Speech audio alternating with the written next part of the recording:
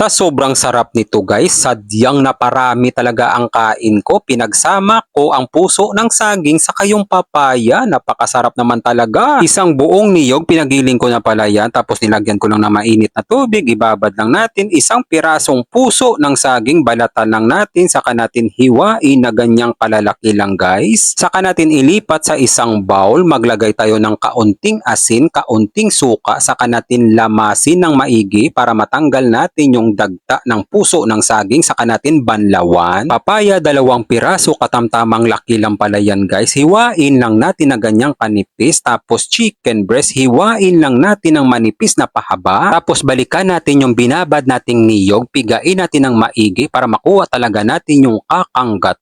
Tapos ilabas na natin yung mahiwagang kawali, magisa na tayo ng luya. Papalabasin lang natin yung masarap na aroma, isabay na natin dito yung sibuyas bawang, saka paminta, gisahin natin ng maigi. Tapos ilagay na natin yung chicken breast, gisahin natin ng maigi hanggang matuyuan. Ilagay na natin yung papaya, saka yung puso ng saging, gisahin lang natin ng saglit to guys. Saka natin ilalagay yung kakanggata. Timplahan natin agad ng patis, kaunting asin, kaunting bitchin, kaunting chicken powder para pumantay yung lasa. Haluin natin agad. Maglagay tayo agad dito 3 pirasong red na sili. Saka natin pakukuluan sa loob ng 15 minutes. Pagkalipas ng 15 minutes, half cook na yung papaya saka yung puso ng saging. Titikman muna natin, kampyo na ang lasa guys. Pakukuluan natin ulit sa loob ng 15 minutes hanggang mag-igi yung gata, yung ganyang pagkaluto guys. So yung medyo may sabaw pa siya. Masarap yan isabaw sa kanin, yung pinakasabaw niyan guys. Napakasarap niyan. Maraming salamat nga pala sa ating mga followers. Ganun din sa ating mga kababayang OFW sa palagi nyong panonood. Ingat po kayo palagi diyan kung saang bansa man kayo. At isasama ko kayo palagi sa mga panalangin ko. God, maraming salamat po sa biyaya na binibigay nyo sa araw-araw. I-bless nyo po yung food na magiging silbing lakas sa katawan namin. Amen. Kain tayo guys. Kain Pinas. Sumandok na ako agad guys para sa inyong lahat to ha. Tingnan nyo naman guys. Nako, first bite.